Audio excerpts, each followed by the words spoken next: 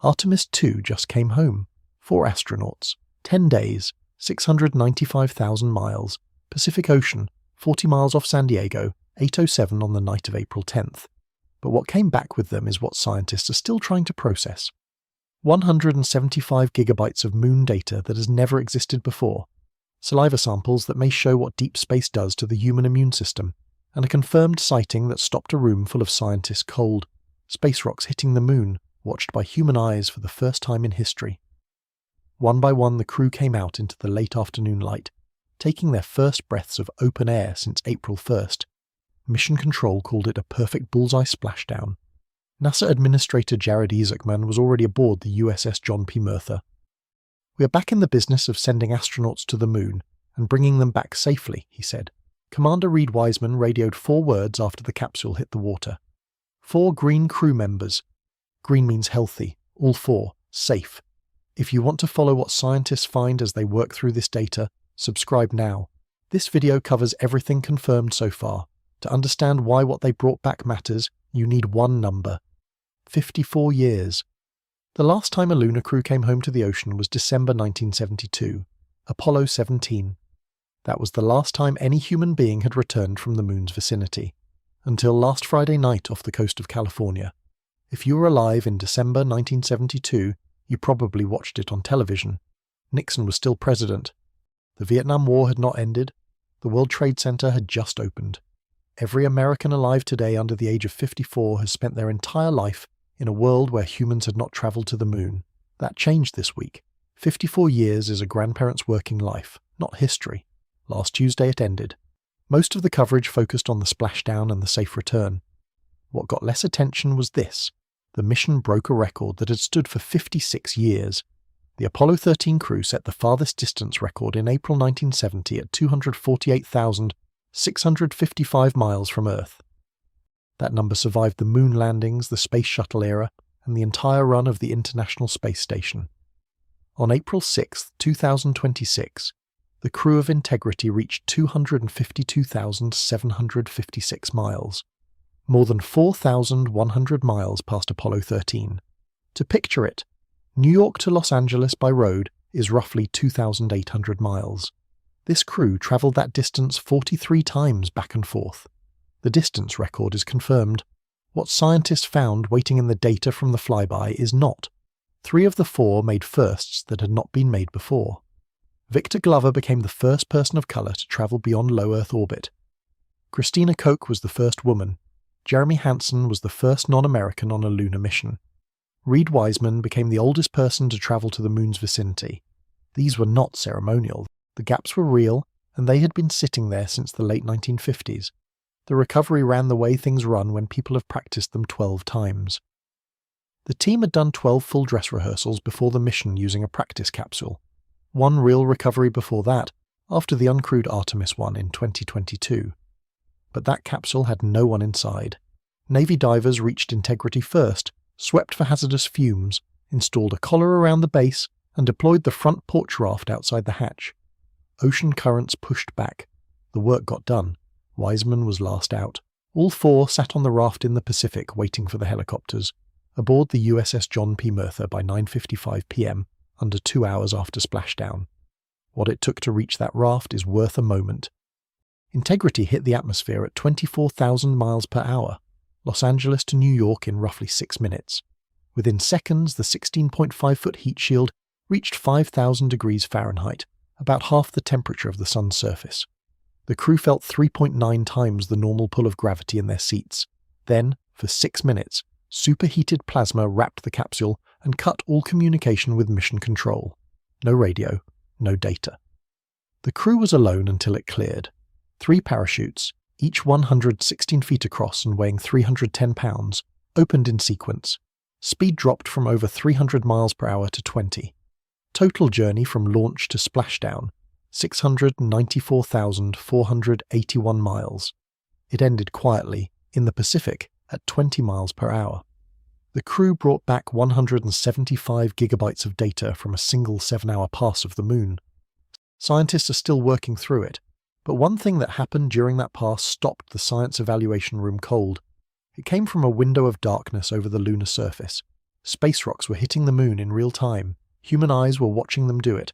That had never happened before. Before the darkness came, there were 7 hours of observation that scientists say may take years to fully understand. 7 hours of 4 astronauts pressed against the windows of integrity, 4,067 miles above the moon, describing what they saw into a microphone connected directly to scientists on the ground. Most of the splashdown coverage moved past this part quickly, the recovery, the records, the safe return, but the science happened 4 days before any of that. And it started with a list. On April 5th, the day before the flyby, NASA's science team sent the crew their final assignments. 30 specific locations on the moon to observe and photograph. 30 targets, each one picked by geologists who had spent years preparing for a 7-hour window. 1 pass, no second chance. Most people who followed this mission assumed it was mainly an engineering test. Check that Orion works with humans aboard. Verify the life support, navigation, propulsion. That is partly right, but it misses what was actually happening at those windows. A camera captures what it is pointed at. A trained human observer notices what is unexpected. Those are different things. NASA's science team had been making that argument for years, and this mission was their first chance to test it beyond low Earth orbit. Kelsey Young was the lunar science lead for Artemis II. During the flyby, she sat at a dedicated science console in mission control, relaying crew observations in real time to a separate space called the Science Evaluation Room. That console and that room were both new. Neither existed during Apollo. The crew spent years getting ready for those 7 hours, a week-long classroom course on impact cratering and volcanism, then fieldwork in the United States, Iceland and Canada. In September 2023, 3 of the 4 flew by small aircraft to the Kamastastin Lake impact structure in northern Labrador. A 35-million-year-old asteroid crater formed in the same rock type as the moon's highlands. They camped, used Zodiac boats to move around the site, and spent days learning to read a crater from the ground up. All of it aimed at 7 hours of window time over the moon. During the flyby, the crew worked in pairs, 2 at the windows for 55 to 85 minutes, Nikon cameras with 400mm lenses, spoken descriptions into a microphone while the other 2 handled tasks. Those descriptions went straight to the Science Evaluation Room. The main target was the Oriental Basin, nearly 600 miles wide, 3.8 billion years old. 600 miles is roughly Chicago to Nashville. 1 crater. Oriental sits on the boundary between the near and far sides of the moon. From Earth, you can sometimes catch its edge when the moon wobbles slightly in its orbit. The full basin, in sunlight, had not been seen by human eyes before April 6th. Wiseman described it as he flew over it. The annular ring, which I think everybody kind of describes as like a pair of lips or a kiss on the far side of the moon, from here is very circular in nature, he told Mission Control. It's very neat looking. Far more circular than I remember it looking in our training. That gap between simulation and the actual thing came up more than once. David Kring, the planetary geologist who trained the crew, said what struck him most was not how individual features looked. It was that the crew could see multiple features in context simultaneously. A satellite photo gives you one thing at a time. From a human eye 4,000 miles up, you see how things relate to each other. One basin sitting inside another.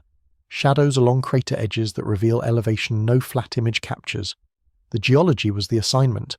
The colour was the surprise nobody had planned for. The second major target was Hertzsprung Basin, about 400 miles wide northwest of Oriental. Where Oriental is relatively fresh and well-defined, Hertzsprung is older and worn by billions of years of subsequent impacts. The science team wanted the crew to look at both and compare them. Fresh against ancient. No robot had done it from this position before.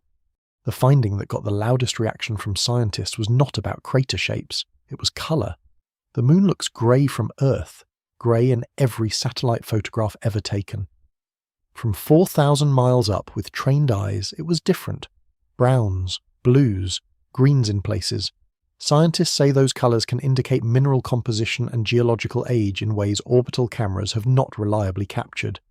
Hansen described one plateau with greenish hues he had not seen anywhere else on that side. Glover described a crater basin whose interior ridges looked like they had been dusted with chalk, or possibly snow. Young told him, "Oh my gosh, that was an amazing picture you just painted." Those types of observations are things that humans are uniquely able to contribute. The crew captured over 175 gigabytes of imagery during the pass. They also recorded audio descriptions across the full 7 hours. That audio is part of the science data. the hesitation before a description, the sound of someone noticing something they did not expect. Scientists are going through it alongside the images. They also caught things not on the official list. Wiseman radioed back during an Earthset, watching the planet drop below the lunar horizon. On the International Space Station, we're 250 nautical miles up, and that's the most beautiful view I think a human could ever experience. Every time Mission Control points this vehicle either at the Moon or at Earth, it reminds me every day that humans have to go. Wiseman had been carrying a silk patch from the Apollo 8 mission the whole flight. Jim Lovell gave it to him. Lovell recorded a wake-up message for the crew 2 months before he died. "Welcome to my old neighbourhood," he said. "It's a historic day and I know how busy you'll be, but don't forget to enjoy the view." Then the sun went behind the moon. In the science evaluation room, someone screamed. Then the sun went behind the moon. In the science evaluation room, someone screamed. That scream came from scientists watching the crew report space rocks hitting the moon in real time. But before that happened, the crew did something quieter. They named 2 craters. One they called Integrity, after their spacecraft. The other they named Carol, after Wiseman's wife, who died in 2020 and never knew he would fly this mission. Both names are now with the International Astronomical Union. A robot does not name a crater for someone it lost. That only happens when people go. Most people who followed this mission came away thinking the solar eclipse was a lucky coincidence. The crew happened to be in the right spot. The sun happened to disappear behind the moon. Good timing. That is not what happened. The April 1st launch date was chosen specifically because it was the only window that would put Orion inside the moon's shadow during the flyby. The eclipse was not a bonus. It was in the mission plan before the crew left Earth. Glover said it himself during totality. "I know this observation won't be of any scientific value," he radioed, "but I'm really glad we launched on April 1st. On Earth, a total solar eclipse gives scientists 2 to 4 minutes to study the sun's outer atmosphere. 2 to 4 minutes, when conditions align perfectly, maybe once a decade for any given place on the ground. Inside Orion, totality ran from 8:35 p.m. to 9:32 p.m. Eastern Daylight Time. 57 minutes, the same event. 15 to 20 times longer than anything possible from the surface of Earth. Glover described it as the sun went behind the moon. This continues to be unreal. The sun has gone behind the moon, and the corona is still visible. It's bright and creates a halo almost around the entire moon. The Earth is so bright out there, and the moon is just hanging in front of us, this black orb out in front of us. He watched the corona's streamers grow from the moon's edge. First he called them baby hair. As they lengthened, it's almost as if it were reaching out for Venus or for the Earth. If you've ever seen the spotlight off the top of the Luxor at night in Las Vegas, this looks like what that wants to be when it grows up. Hansen radioed, "The entire moon is lit up. It's glowing behind the entire moon. I thought it would look dark against the black sky, but the sun is lighting up the entire limb of the moon." NASA scientists are still working out whether the glow around the moon was the corona, zodiacal light, or both. No answer yet. During totality, the crew wore eclipse glasses when the sun's edge reappeared. Venus, Mars, Saturn, and Mercury were all visible from the windows at the same time, against a sky too bright for any of them to normally appear. What the eclipse turned out to be most useful for scientifically was not the corona or the planets. It was the moon's surface. The plan going in was straightforward. Study the corona, watch for zodiacal light, photograph whatever showed up. Kelsey Young told reporters on April 7th she was not sure she had expected the crew to see any impact flashes at all during the mission. "So you probably saw the surprise and shock on my face," she said. Then the calls started coming in. Flashes, white to bluish white, on the moon's surface, gone in a millisecond. "That was definitely impact flashes on the moon," Wiseman radioed, "and Jeremy just saw another one." "Amazed," Young replied from 250,000 miles away. Hansen called them a pinprick of light. Wiseman said they lasted a millisecond, like the fastest a camera shutter can open and close. To me, there was no doubt we were seeing it, and we were all seeing it. What they were seeing was space rocks hitting the moon in real time with their eyes. The moon has no atmosphere. On Earth, most small rocks burn up before hitting the ground. On the moon, there is nothing to slow them. Every piece of debris at cosmic speed hits the surface at full force, vaporizes, and releases a brief flash. NASA's count puts the total at 6 impacts reported by the crew. Science News flagged that some flashes may have been the same event seen by 2 people. The confirmed minimum is 4. Ground teams are checking those reports against Lunar Reconnaissance Orbiter data, which may have captured new craters from the same window. If the orbiter confirms new craters, it will be the first time a human sighting of an impact was verified from orbit within days of the event. Bruce Betts, chief scientist at the Planetary Society, said he was surprised the crew spotted that many. The objects involved were not dust grains and not boulders.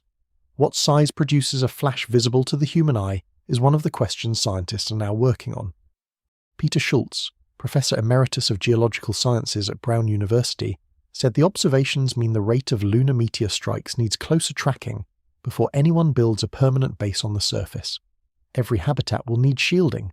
These flashes will help engineers figure out how much. In the science evaluation room, there were audible screams of delight. Scientists who had spent careers preparing for this mission got something they had not prepared for.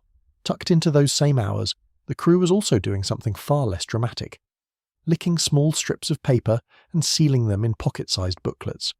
Those booklets came back with them on April 10th. Inside them, scientists are looking for something that affects 1 in 3 Americans over the age of 50. 1 in 3 Americans over 50 will develop shingles in their lifetime. Most people know it as a painful rash. What they may not know is that the virus never fully leaves the body after a chickenpox infection. It goes dormant. Under the right conditions, stress, age, or a weakened immune system, it wakes up. NASA has documented this happening in astronauts aboard the International Space Station. Astronauts in low Earth orbit, a few hundred miles up, still partially inside Earth's magnetic protection.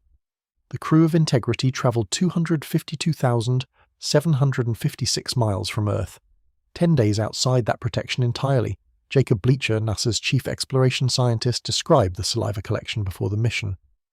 The crew provide those samples by blotting, basically licking, these special papers that they'll store inside a pocket-sized booklet, he said.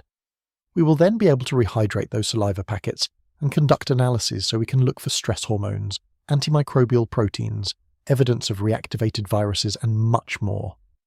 Saliva is basically a window into how our immune system is functioning, he said. Those booklets came home with the crew on April 10th. Scientists are working through them now.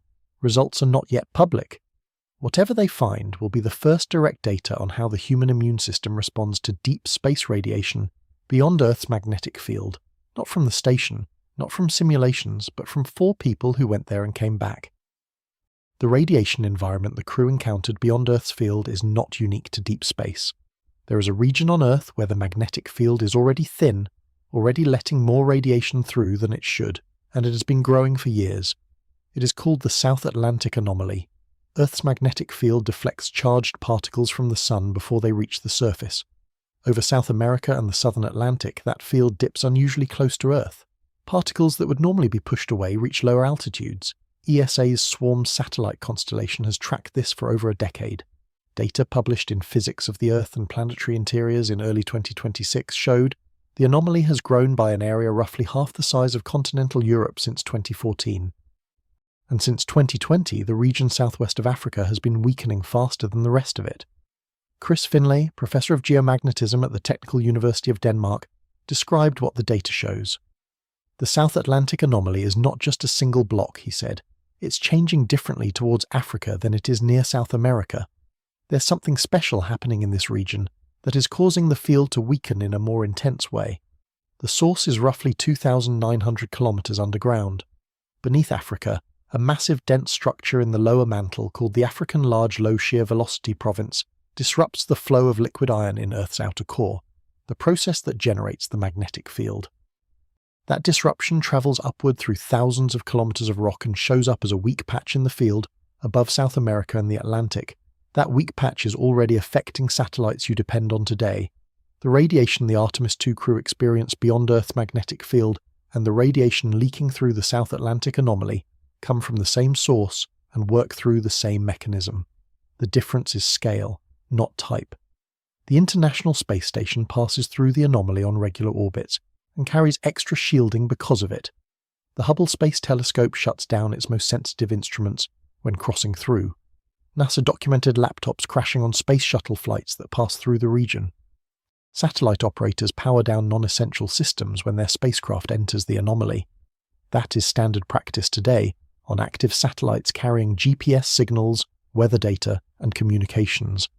The data from those saliva booklets and from organ chips the size of a USB drive loaded with the crew's own bone marrow cells, will help researchers understand precisely how radiation affects living tissue outside Earth's protective field. Lisa Carnell, director of NASA's Biological and Physical Sciences Division, explained the organ chip work before launch. When we send these alongside Christina, Victor, Reed, Jeremy, they all may respond differently to the deep space radiation environment, she said. Somebody may be radio-resistant, or maybe somebody is more susceptible. Now we can tailor medical kits that we can make personal for them on their journey. The goal is not just Mars crews. It is radiation biology specific enough to protect anyone exposed to elevated levels. People in South America under the anomaly, passengers on long southern hemisphere flights, the people maintaining the satellite infrastructure everyone depends on. Full results from the saliva and organ chip work are months out. One detail from this mission has not gotten much attention yet. Artemis II is the first time astronauts beyond Earth orbit participated in the Spaceflight Standard Measures study, which has collected health data from station crews since 2018.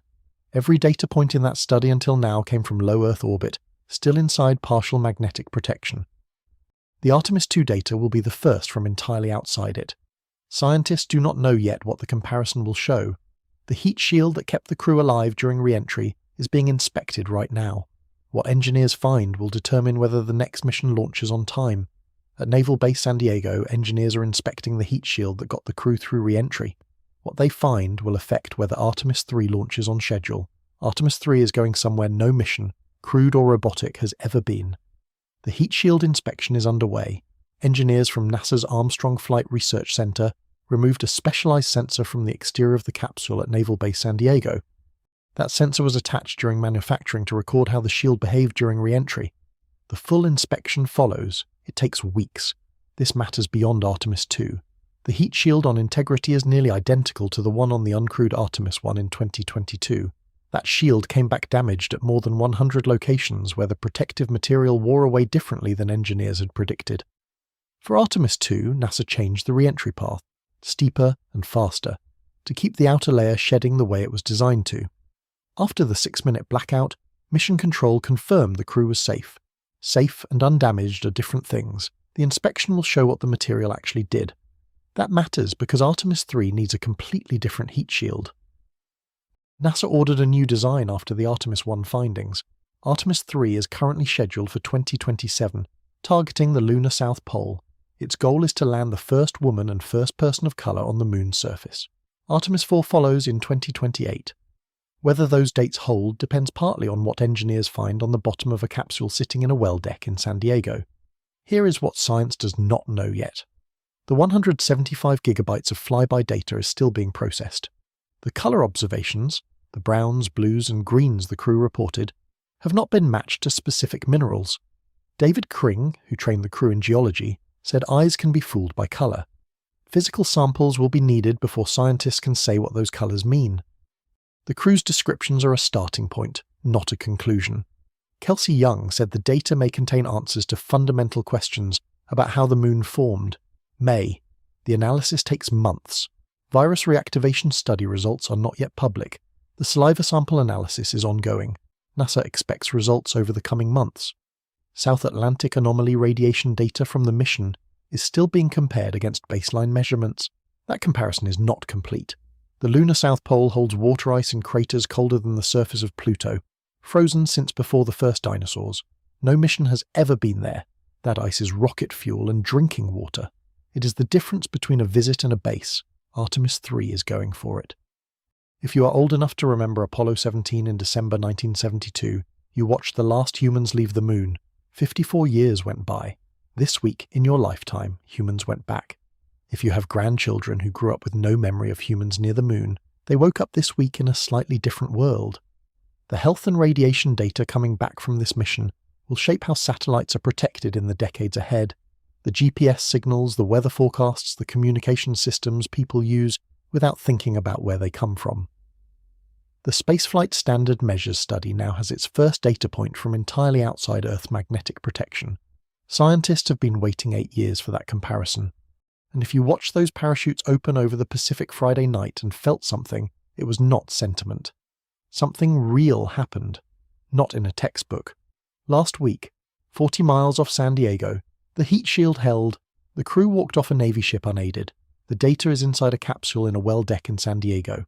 What the viruses did in deep space, what the organ chips recorded, what the heat shield looks like under today's inspection. Those answers are coming. Some answers come in months. Some will take longer. The crew of Integrity is home. A capsule is being pulled into a well deck 40 miles off San Diego. Nobody has read everything inside it yet.